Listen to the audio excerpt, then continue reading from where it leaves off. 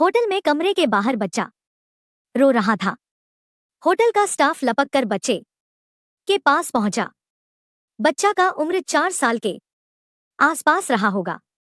Staff ने उसे गोद में उठाकर पुचकारते हुए पूछा, क्या हुआ बेटा, मम्मी ने मारा क्या? बच्चे ने कहा, नहीं मम्मी ने नहीं मारा, मम्मी को पापा मार कर भाग गए। मार कर कहाँ भाग गए पापा? मोहन ने पूछा तो बच्चा रोते हुए बोला, पता नहीं। अगर मेरे चैनल पर पहली बार आए हैं तो मेरे चैनल को सब्सक्राइब कीजिए ताकि आप लोगों तक मेरे वीडियो का नोटिफिकेशन पहुंच सके। मेरे वीडियो को लाइक शेयर कमेंट कीजिए ताकि आप लोगों के लिए अच्छा से अच्छा वीडियो बना सकूं। मोहन बहादुर को पहले लगा कि पति पत्नी में मारपीट हुई होगी या हो रही होगी, इसलिए बच्चा रोते हुए बाहर आ गया होगा। लेकिन अब उसे मामला कुछ और ही लगा, इसलिए उसने पूछा, मम्मी कहाँ है? बच्चे ने कहा, मम्मी बाथरूम में पड़ी है। तुम किस कमरे से बाहर आए हो? मोहन ने जल्दी से पूछा तो बच्चे ने कमरा नंबर 102 की ओर इशारा कर दिया। मोहन बच्चे को गोद में लिए कमरे के अंदर बने बाथरूम में पहुंचा तो वहां की हकीकत देख कर परेशान हो उठा। बाथरूम में एक महिला की अर्धनग्न लाश पड़ी थी। बच्चे ने उस लाश की और अंगुली से इशारा करके कहा, यही मेरी मम्मी है, पापा इन्हें मार कर भाग गए हैं। लाश देखकर मोहन बच्चे को गोद में उठाए दौड़ते हुए होटल के मैनेजर रामकुमार के पास पहुंचा। उसने पूरी बात उन्हें बताई तो होटल में अफरा तफरी मच गई। होटल के सारे कर्मचारी इकट्ठा हो गए। मैनेजर रामकुमार ने स्वयं कमरे में जाकर लाश को देखा।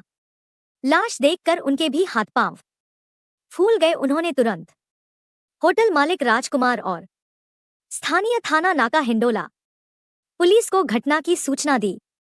सूचना मिलते ही इंस्पेक्टर विजय प्रकाश सिंह ने पहले तो इस घटना की सूचना पुलिस अधिकारियों को दी। उसके बाद खुद पुलिस कर्मियों को साथ ले कर सिंह होटल पहुंच गए। होटल मालिक राजकुमार उनका इंतजार बाहर कर रहे थे। उनके पहुंचते ही वह उन्हें साथ लेकर बेसमेंट स्थित उस कमरे पर पहुंचे जिसमें लाश पड़ी थी। लाश कमरे के बाथरूम में अर्धनग्न अवस्था में थी। सरकारी तौर पर निरीक्षण के बाद उन्होंने मृतका के नग्न हिस्से पर कपड़ा डलवाया।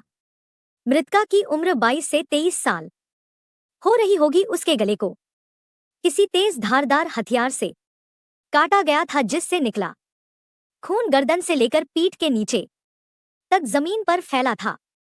इंस्पेक्टर विजय प्रकाश सिंह लाश का निरीक्षण कर ही रहे थे कि एएसपी पश्चिम अजय कुमार और सीओ कैसरबाग हृदेश कठेरिया भी फोरेंसिक टीम के साथ होटल पहुंच गए।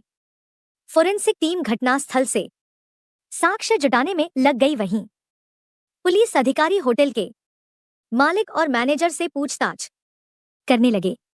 कमरे की तलाशी में ऐसी कोई भी चीज नहीं मिली जिससे मृतका या उसके पति के बारे में कुछ पता चलता।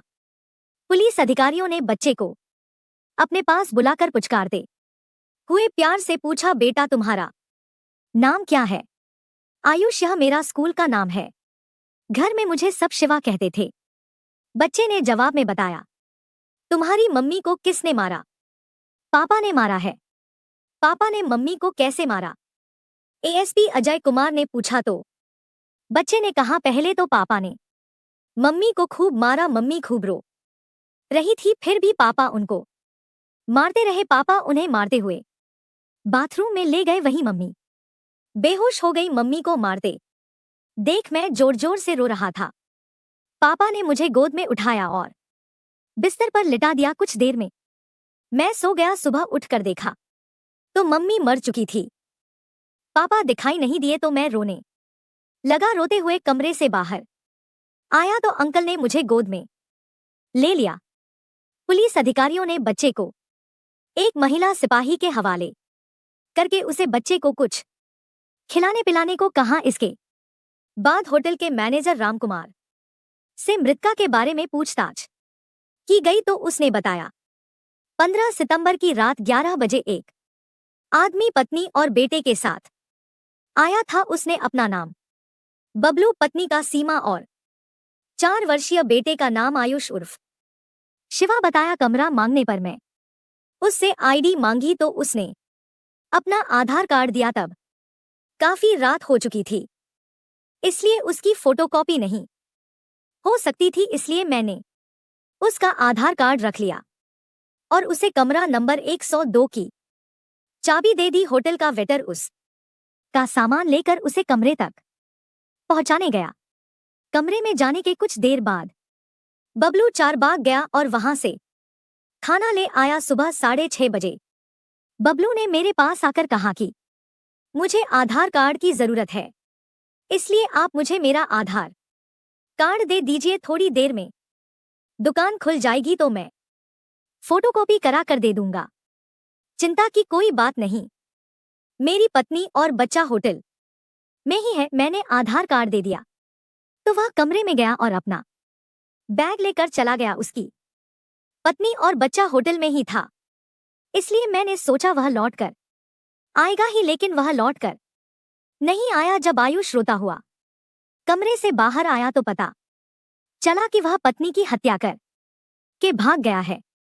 बबलू भले ही आधार कार्ड ले कर चला गया था, लेकिन उसका नंबर, उस पर लिखा पता और मोबाइल नंबर होटल के रजिस्टर में लिख लिया गया था। पुलिस ने उसका आधार नंबर, पता और मोबाइल नंबर नोट कर लिया। इसके बाद घटनास्थल की कार्रवाई निपटा कर लाश को पोस्टमार्टम के लिए मेडिकल कॉलेज भिजवा दिया गया। थाना नाका हिंडोला के थाना प्रभारी विजय प्रकाश बच्चे को साथ लेकर थाने आ गए और होटल मालिक राजकुमार की ओर से मृतका सीमा के पति बबलू के खिलाफ हत्या का मुकदमा दर्ज करा दिया। रिपोर्ट दर्ज करने के बाद पुलिस ने होटल में दर्ज आधार कार्ड के पते और मोबाइल नंबर की जांच कराई तो दोनों फर्जी निकले। आधार कार्ड के अनुसार बबलू का पता RZ30 स्मितापुरी पार्क रोड, नई दिल्ली लिखा था, जो फर्जी पाया गया। आधार कार्ड के नंबर में 2 अंक गलत थे। कमरे में ऐसा कुछ भी नहीं मिला था जिससे हत्यारे के बारे में या मृतका के बारे में कुछ पता चलता। इंस्पेक्टर विजय प्रकाश सिंह सोच रहे थे कि अब क्या किया जाए, तभी उनकी नजर आयुष पर पड़ी। वह स्कूल की ड्रेस पहने था। उन्होंने उसकी स्कूली शर्ट के कॉलर पर लगे टैग को देखा। उसमें जो लेबल लगा था उसमें स्टार यूनिफॉर्म लिखा था। इसका मतलब ड्रेस जिस कंपनी में तैयार की गई थी उसका नाम स्टार यूनिफॉर्म था। स्कूल ड्रेस तैयार करने वाली इस कंपनी के बारे में शायद इंटरनेट से कुछ पता चल जाए, या सोचकर उन्होंने इंटरनेट पर सर्च किया तो कंपनी का पता और फोन नंबर मिल गया। पुलिस ने उस नंबर पर फोन करके संपर्क किया। जब कंपनी के बारे में पता चल गया तो पुलिस ने व्हाट्सएप द्वारा आयुष और उसकी ड्रेस की फोटो कंपनी को भेजी तो कंपनी ने बताया कि यह ड्रेस एक प्ले स्कूल की है जिसका पता है M24 चाणक्य प्लेस, डाबड़ी, नई दिल्ली। यह जानकारी मिलने के बाद पुलिस की एक टीम नई दिल्ली पहुंच गई। इस पुलिस टीम ने प्ले स्कूल के प्रबंधक को आयुष का फोटो दिखाकर पूरी बात बताई तो प्रबंधक ने स्कूल के रजिस्टर से आयुष के घर का पता लिखा दिया। आयुष के माता पिता स्कूल से कुछ दूरी पर सीतापुरी कॉलोनी में अवधेश के मकान में किराए पर कमरा लेकर रहते थे। पुलिस टीम ने अवधेश से पूछताछ की तो पता चला कि उसके किराएदार का नाम बबलू नहीं बल्कि मणिकांत मिश्रा है और वह गोरखपुर के थाना सहजनवा के मोहल्ला डुगडुया का रहने वाला है। उसके पिता का नाम विश्वंभरनाथ मिश्रा है। सीमा उसकी ब्याहता पत्नी नहीं थी, बल्कि दोनों लिव इन रिलेशन में रहते थे। पुलिस टीम ने दिल्ली से ही इंस्पेक्टर विजय प्रकाश को फोन करके सीमा के असली हत्यारे का नाम पता बता दिया। इसके बाद विजय कुमार ने दूसरी पुलिस टीम गोरखपुर भेज दी। 19 सितंबर को गोरखपुर गई पुलिस टीम ने स्थानीय पुलिस की मदद से मणिकांत के घर छापा मारा तो वह घर पर ही मिल गया। पूछताछ में उसने न केवल सीमा की हत्या का अपना अपराध कबूल कर लिया बल्कि हत्या में प्रयुक्त सब्जी काटने वाला चाकू भी बरामद करा दिया। पुलिस टीम मणिकांत को गिरफ्तार करके लखनऊ ले आई। थाने में की गई पूछताछ में मणिकांत ने सीमा की हत्या की जो कहानी सुनाई वह कुछ इस प्रकार थी। उत्तर प्रदेश के जिला गोरखपुर के थाना पिपराइच के पुखरभिंडा गांव में रहता था कमल सिंह। उसके परिवार में पत्नी और एक ही बेटी थी सीमा। सीमा का पिता अपराधी प्रवृत्ति का था, इसलिए पत्नी और बच्चों पर खास ध्यान नहीं देता था। वैसे भी वह ज्यादातर जेल में ही रहता था, इसलिए पत्नी और बेटी अपने मन की मालिक थी। सीमा खूबसूरत भी थी और महत्वाकांक्षी भी। वह जवान हुई तो उसकी खूबसूरती लोगों की आंखों में बैठ गई। उसे जो भी देखता ही रह जाता। जिसका बाप अपराधी हो उसके घर का माहौल तो वैसे भी अच्छा नहीं होता, क्योंकि उसके साथ उठने बैठने वाले कोई अच्छे लोग तो होते नहीं। कमल के यहां भी उसी के जैसे लोग आते थे। जवान बेटी को ऐसे लोगों से दूर रखना चाहिए, लेकिन कमल को इस बात की कोई चिंता ही नहीं थी। वह सभी को घर के अंदर ही बैठाता था। बदमाश प्रवृत्ति का व्यक्ति किसी का नहीं होता, इसलिए उन सब की नजरें कमल की जवान बेटी पर जम गई थी।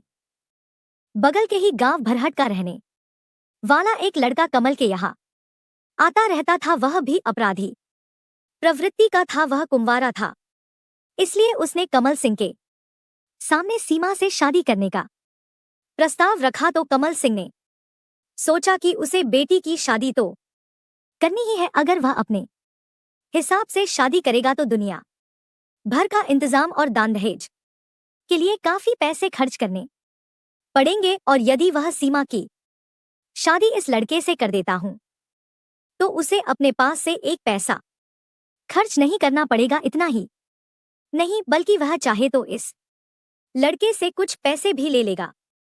लड़का उसे पसंद था, इसलिए उसने कहा सीमा की शादी तो मैं तुमसे कर दूंगा, लेकिन कुछ देने के बजाय मुझे तुमसे कुछ चाहिए। लड़का भी सीमा के लिए बेचैन था, इसलिए उसने कहा चाचा जी, मैं सीमा के लिए अपना सब कुछ आपको दे सकता हूं। मुझे तुम्हारा सब कुछ नहीं चाहिए। सब कुछ दे दोगे तो मेरी बेटी को खिलाओगे पिलाओगे कहां से? मुझे कुछ रुपए चाहिए। रुपए? क्योंकि मेरे ऊपर काफी कर्ज हो गया है। वह लड़का कमल द्वारा मांगी गई रकम देने को तैयार हो गया तो उसने सीमा का विवाह उस युवक से करा दिया। सीमा पिता के घर से ससुराल पहुंच गई। वहां कुछ दिनों तक तो सब कुछ ठीक ठाक रहा, लेकिन बाद में वह लड़का बात बात पर सीमा से मारपीट करने लगा। तो परेशान हो कर सीमा उससे तलाक लेकर मायके चली आई। सीमा पहले से ही बात से बाहर रहने वाली लड़की थी। शादी के बाद वह और आजाद हो गई। उसे किसी से भी बात करने या मिलने में जरा भी हिचक नहीं होती थी, कोई रोक टोक भी नहीं थी, इसलिए वह कहीं भी किसी के भी साथ घूमने चली जाती थी। इसकी सबसे बड़ी वजह थी उसकी जरूरतें, इसलिए जो भी उसकी जरूरतें पूरी करता वह उसी की हो जाती। ऐसे में ही उसकी मुलाकात थाना पिपराइच के गांव पकड़ियार के रहने वाले केदार सिंह के बेटे मनोहर सिंह से हुई, तो वह उससे जुड़ गई। केदार सिंह खेती किसानी करते थे। मनोहर सीमा को इस कदर चाहने लगा कि वह उससे शादी करने के बारे में सोचने लगा। मनोहर ने अपने पिता केदार सिंह से शादी के लिए कहा तो उन्होंने मना कर दिया, लेकिन मनोहर ने जिद पकड़ ली कि वह शादी करेगा तो सीमा से ही करेगा, अन्यथा कुंवारा ही रहेगा। तब मजबूर होकर केदार सिंह को झुकना पड़ा। वह सीमा से उसकी शादी कराने को राजी तो हो गए, लेकिन उन्होंने शर्त रख दी कि सीमा को उनके हिसाब से घर में रहना होगा, जबकि वह जानते थे कि सीमा ज्यादा दिनों तक उनकी इच्छानुरूप नहीं रह सकती। इसीलिए उन्होंने यह शर्त रखी थी। कुछ दिन ठीक ठाक रहा, मनोहर से बच्चा भी हुआ। सीमा मन चली जैसे करती थी किसी भी लड़के के साथ घूमने चली जाती, किसी के साथ रात बिता लेती थी। इसी बात को लेकर अक्सर लड़ाई झगड़े होते रहते थे। सीमा मनोहर के घर से भागने की कोशिश करने लगी। आखिर एक दिन मौका मिलते ही वह बेटे को लेकर उस घर से हमेशा हमेशा के लिए भाग निकली। सीमा मायके आई तो उसका पिता कमल सिंह किसी मामले में गोरखपुर जेल में बंद था। सीमा अक्सर अपने पिता से मिलने जेल जाती रहती थी। वहीं उसकी मुलाकात मणिकांत मिश्रा से हुई। वह भी अपने पिता विश्वंभरनाथ मिश्रा से मिलने जेल आता रहता था। मणिकांत के पिता विश्वंभरनाथ मिश्रा जिला महाराजगंज में कोऑपरेटिव बैंक की नौतनवा शाखा में सचिव थे। 2008 में उन्हें गबन और धोखाधड़ी के मामले में गोरखपुर जेल भेज दिया गया था। मणिकांत मिश्रा मां बाप का इकलौता बेटा था। मणिकांत भी अपने पिता से मिलने जेल आता रहता था और सीमा भी अक्सर दोनों की मुलाकात हो जाती थी। कभी कभी दोनों ने एक दूसरे के बारे में पूछ लिया तो उसके बाद उनमें बातचीत होने लगी। बातचीत होते होते उनमें दोस्ती हुई और फिर प्यार। बाप जेल में था, मुकदमा चल रहा था, आमदनी का कोई और जरिया नहीं था, इसलिए मणिकांत दिल्ली चला गया और वहां वह कढ़ाई का काम करने लगा। रहने के लिए उसने डाबड़ी की सीतापुरी कॉलोनी में अवधेश के मकान में एक कमरा किराए पर ले लिया। मणिकांत दिल्ली में रहता था और सीमा गोरखपुर में, लेकिन दोनों में फोन पर बातें होती रहती थी। सीमा ने उससे कहा कि उसे वहां अच्छा नहीं लगता। इस पर मणिकांत ने उसे दिल्ली बुला लिया। वह बेटे को ले कर दिल्ली पहुंच गई। सीमा को दिल्ली आए 2 से 3 दिन ही हुए थे कि एक रात उसने कहा, मणि, हम दोनों एक दूसरे को पसंद ही नहीं करते, बल्कि एक दूसरे को जी जान से चाहते भी हैं। हमें एक दूसरे से दूर रहना भी अच्छा नहीं लगता। क्यों न हम दोनों शादी कर लें। सीमा की इस बात पर मणिकांत गंभीर हो गया। कुछ देर सोचने के बाद उसने कहा, सीमा, प्यार करना अलग बात है और शादी करना अलग बात। मैं तुमसे प्यार तो करता हूं, लेकिन शादी नहीं कर सकता। क्यों? प्यार करते हो तो शादी करने में क्या परेशानी है? तुम शादीशुदा ही नहीं, किसी दूसरे के एक बच्चे की मां भी हो। ऐसे में मैं तुमसे कैसे शादी कर सकता हूं? तो क्या तुम मुझे बेसहारा छोड़ दोगे? मैं तो बड़ी उम्मीद लेकर तुम्हारे पास आई थी कि तुम मुझ से प्यार करते हो, इसलिए मुझे अपना लोगे। तब मणिकांत ने कहा, हम दोनों लिव इन रिलेशन में एक साथ रह सकते हैं और रहने लगा। कुछ समय बीतने पर बच्चे को प्ले स्कूल में दाखिला करा दिया। मणिकांत को जितना पैसा मिलता था घर तो चलता था, पर खर्च में आजादी जैसी नहीं होती थी। सीमा जल्दी ही अपने रंग दिखाने लगी। वह घूमने, फिल्में देखने और महंगा खाना खाने पर जरूरत से ज्यादा पैसे खर्च करने लगी। उस का पूरा वेतन इसी में खर्च हो जाता। पैसे खत्म हो जाते तो वह परेशान हो उठती। तब वह आस पड़ोस से उधार लेने लगी। उन पैसों को भी वह अपने शौक पूरा करने में उड़ा देती। उधार देने वालों के पैसे सीमा वापस न करती तो वे मणिकांत से पैसे मांगते। सीमा की इन हरकतों से मणिकांत परेशान रहने लगा। उसने सीमा को कई बार समझाया, लेकिन उस पर कोई असर नहीं हुआ।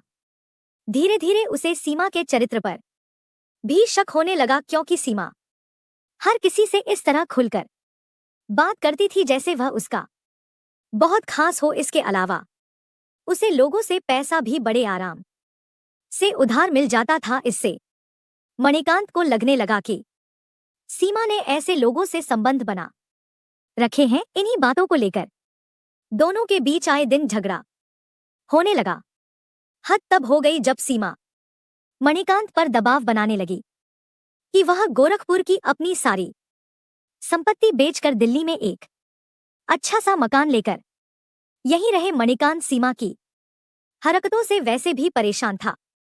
जब वह उस पर संपत्ति बेचने के लिए ज्यादा दबाव बनाने लगी तो वह सीमा से छुटकारा पाने के बारे में सोचने लगा। उसे पता था कि यह औरत सीधे उसका पीछा नहीं छोड़ेगी, इसलिए उसने उसे खत्म करने का विचार बना लिया। पूरी योजना बनाकर उसने सीमा से गोरखपुर के अपने गांव चलने को कहा तो वह खुशी खुशी चलने को तैयार हो गई। 15 सितंबर की दोपहर मणिकांत ने सीमा और आयुष को साथ लेकर लखनऊ जाने के लिए गोमती एक्सप्रेस पकड़ी। रात 10 बजे वह लखनऊ के चारबाग स्टेशन पर उतरा। उसने सीमा से कहा कि इस समय गोरखपुर जाने के लिए कोई बस या ट्रेन नहीं मिलेगी, इसलिए आज रात यहीं किसी होटल में रुक जाते हैं। सीमा क्या कहती, वह होटल में रुकने को तैयार हो गई। रिक्शे पर बैठकर उसने रिक्शे वाले से किसी छोटे और सस्ते होटल में चलने को कहा। रिक्शे वाला तीनों को नाका हिंडोला थाने के विजयनगर स्थित सिंह होटल एंड पंजाबी रसोई ले गया। वहां मणिकांत ने होटल के रिसेप्शन पर बैठे मैनेजर रामकुमार से एक कमरे की डिमांड की तो उसने उससे आईडी मांगी। मणिकांत ने सुबह में आईडी की फोटोकॉपी देने को कहा। तब उसने उसका आधार कार्ड ले कर उसका नंबर, मोबाइल नंबर और पता दर्ज कर लिया। कमरे का किराया 350 रुपए लेकर उसने कमरा नंबर 102 की चाबी मणिकांत को दे दी। वह सीमा और आयुष को लेकर कमरे में चला गया। सीमा और आयुष को कमरे में छोड़कर मणिकांत चारबाग गया और वहां किसी ढाबे से खाना ले आया। खाना खाकर वह सीमा से बातें करने लगा। तभी किसी बात पर उसकी सीमा से बहस हो गई तो वह सीमा को पीटने लगा। सीमा जोर जोर से रोने लगी। मां की पिटाई और उसे रोता देख कर मासूम आयुष भी रोने लगा। मणिकांत सीमा की पिटाई करते हुए उसे बाथरूम में ले गया। वहां उसने उसे इस तरह पीटा कि वह बेहोश हो गई। उसे उसी हालत में छोड़कर वह आयुष के पास आया और उसे बिस्तर पर लिटा कर किसी तरह सुला दिया।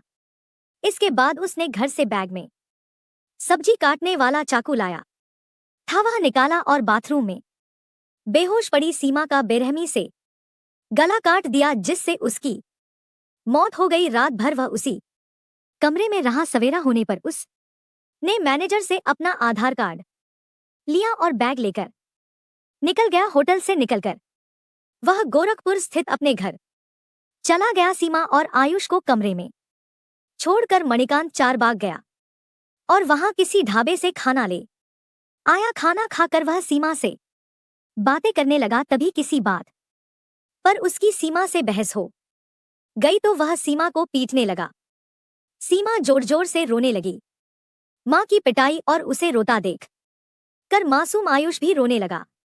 मणिकांत सीमा की पिटाई करते हुए उसे बाथरूम में ले गया। वहां उसने उसे इस तरह पीटा कि वह बेहोश हो गई। उसे उसी हालत में छोड़कर वह आयुष के पास आया और उसे बिस्तर पर लिटा कर किसी तरह सुला दिया। इसके बाद उसने घर से बैग में सब्जी काटने वाला चाकू लाया था, वह निकाला और बाथरूम में बेहोश पड़ी सीमा का बेरहमी से गला काट दिया, जिससे उसकी मौत हो गई। रात भर वह उसी कमरे में रहा। सवेरा होने पर उसने मैनेजर से अपना आधार कार्ड लिया और बैग लेकर निकल गया। होटल से निकलकर वह गोरखपुर स्थित अपने घर चला गया। उसने अपनी ओर से होटल में कोई सबूत नहीं छोड़ा था, लेकिन पुलिस आयुष की स्कूल ड्रेस के टैग के सहारे उस तक पहुंची गई। सारी कानूनी औपचारिकताएं पूरी करके पुलिस ने मणिकांत को न्यायालय में पेश किया, जहां से उसे न्यायिक अभिरक्षा में जेल भेज दिया गया। पुलिस ने आयुष को चाइल्ड सेंटर भेजकर सीमा के पति मनोहर और उसके घर वालों से संपर्क किया तो बच्चे के चाचा चाची आकर बच्चे को ले गए। अगर मेरे चैनल पर पहली बार आए हैं तो मेरे चैनल को सब्सक्राइब कीजिए ताकि आप लोगों तक मेरे वीडियो का नोटिफिकेशन पहुंच सके। मेरे वीडियो को लाइक, शेयर, कमेंट कीजिए ताकि आप लोगों के लिए अच्छा से अच्छा वीडियो बना सकूं। जय हिंद, जय भारत।